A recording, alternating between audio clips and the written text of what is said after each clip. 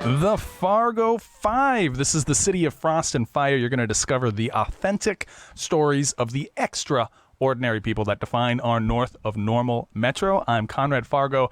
Today, the extraordinary person we have is Beth Jansen, the executive director at Bonanzaville. Hello, Beth. Hello. Thank you so much for joining us today. Thank you for having me. So you come from Minneapolis, the big cities. Yeah, St. Paul, Minneapolis, suburbs, basically. How long you been in Fargo?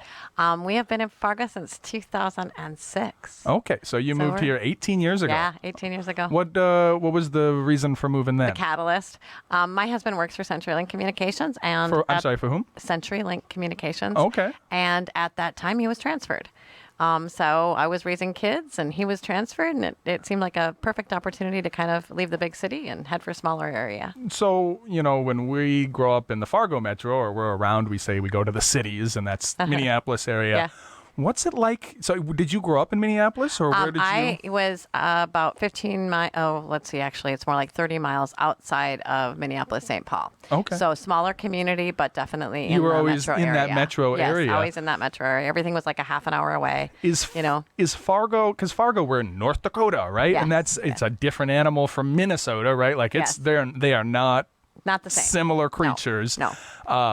What was the view? Was it in the consciousness as like a Minneapolis metro person? Does Fargo like a thing that existed out there, and how did it exist? Well, so for me, luckily, I have had a family up here my whole life. Yeah. So I had aunt and uncle and cousins and all that in Wapon. And so we would come up all the time when I was younger. So I had a pretty good idea of what Fargo was like before we ever picked the spot to move. You said they were all in Wapon, though. Yeah, they were in Wapon. But we would stay in Fargo. I mean, whenever we came up, we would stay in Fargo. We would meet them in Wapon. They'd come into Fargo because Fargo was the big city compared to Wapon. Okay. So that was kind of, how that would go. So I knew you had a shopping mall, which is obviously very important. And I had a pretty decent sense of the community. So it wasn't this huge jump that a lot of people would think it is. To me, Fargo was just a smaller version of Minneapolis-St. Paul to a degree. Yeah. A smaller, safer, homier. Okay. Yeah. No, I like those vibes, and I think Fargo does have something special because it's our dirt. Oh, because we're the lake bed. Yep. You can't go up. So if you go more than like 4 stories, your building will start to tip over. That's why we don't have any. That's why we don't have any skyscrapers. Oh, the skyscrapers we do have. Yeah, the skyscrapers we do have. Okay. They got to drill, and they're really expensive to build. Okay. Because they got to drill down and pour like huge concrete piers. Otherwise, the skyscraper will just tip right over. Interesting. Yeah, and so I think Fargo's always going to have that kind of small town feel because we have to. Because you can't grow up. We can't go up. We got to go out. Yep. And so we have the 2 interstates. Everything just kind of zoom, zoom, zoom, zoom. Yep. So it's got that big city feel with the small town everything. And I love Fargo. Was there a big change for you when you did move here and you were raising the kids? Not really. Did you have a job at the time? Nope, I did not work from home until like 2016. So it was about 10 years that I worked from home or worked with or raised kids. You were a stay-at-home mom. Yeah, stay-at-home you were mom. A homemaker. A homemaker from 2006 to 2016. Can we still use that term? Much. I don't know. Pretty much. Do some part-time stuff and Good that kind for of you. thing just to get out of the house. But so to me, it wasn't this huge change as far as like we found everything we needed to. I guess that's one of the most fabulous things about Fargo is you have everything you need. Yeah. I mean, there's theater because I'm a big theater buff.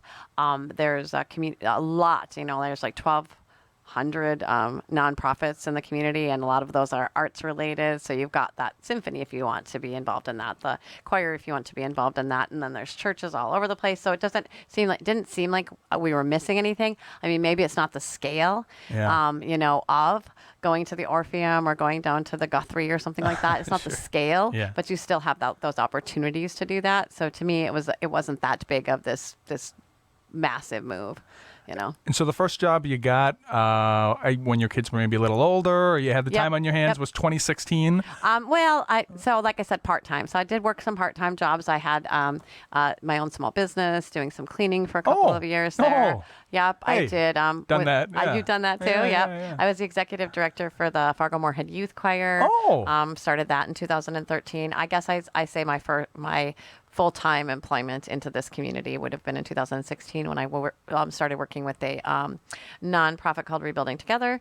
Yeah. Another nonprofit. I know them. I know them big time. Rebuilding Together. I worked as their development director until 2020 when I took the job with Bonanzaville. Oh, okay. So just kind of bopping around. A lot of volunteer, like I said, a lot of different part-time things and then volunteering. Yeah. And so how did you find this job? Did the Bonanzaville job find you, or did you find it? How did that transition? The Bonanzaville job is an odd story, actually. So I was working for Rebuilding Together at the time, and in the fall of 2019, we had done our Rebuilder Boil, which was a friend raiser event. Well, so let's talk a little bit. Rebuilding Together is an interesting. Yes. They, I think who's their target? Okay, so their target is over a broad target being low-income homeowners. Yeah. Narrower targets, they focus on persons with disabilities. Yes. Seniors, veterans. Veterans, But I know that, the yeah. broad is the low-income homeowner.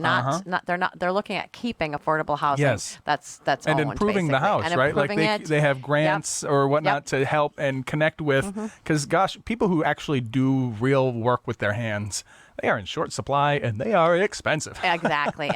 Well, and then you get to that point where your family, as a senior, you're stopped working and you're still in this house, and these home repairs come up. Your house is aging as well as you are, and these home repairs come up that you just can't afford, or they're going to take this big chunk out of the money that you live off every month. And so, Rebuilding Together helps that basically. And then, like I said, it also keeps affordable housing in your community. I loved Rebuilding Together. Yeah, It it's was, a great organization. Great organization. And so, yes, I had worked there as a development director, moved them into a different sphere while I was there. Yeah. Higher, federal home loan You bank may have grants even and stuff like that. interviewed me for a position with them once. Really? Before No, I got think into you real were estate, right like before me. 7 years. Nope. 7 years ago, I applied for some position, like 7 years ago, before I got.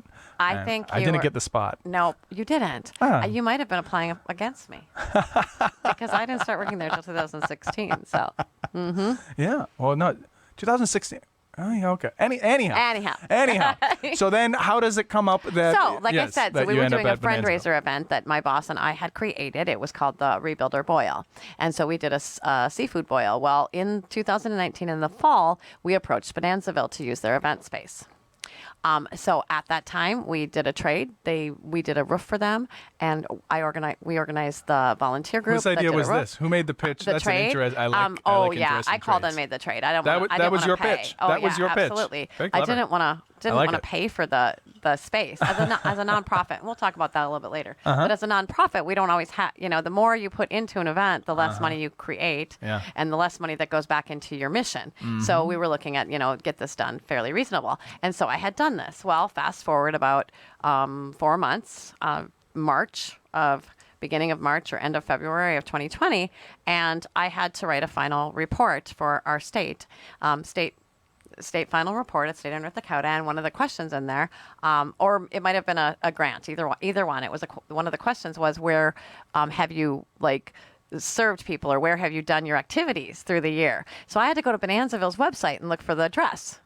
And as I looked for the address, it said executive director position. Now apply for the executive director position. I had 1 day, and there was only a mail-in address, so there was no email.